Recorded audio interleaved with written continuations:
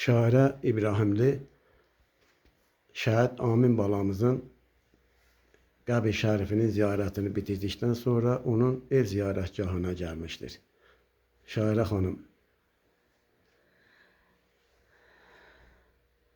Bugün mən Amin balamızın ziyarətinə gəlmişəm. İntizar bacımıza Allahdan səbir diləyirəm. Belə iyi oğul böyütdüyü üçün ona böyük təşəkkürümü bildirirəm. Anamız, inanın ki, biz hər zaman sizin yanınızdayıq. Sizin acınıza şəriyik. Yəni bunu biz edirik və etməliyik. Bir insan olaraq etməliyik. Borcumuzdur.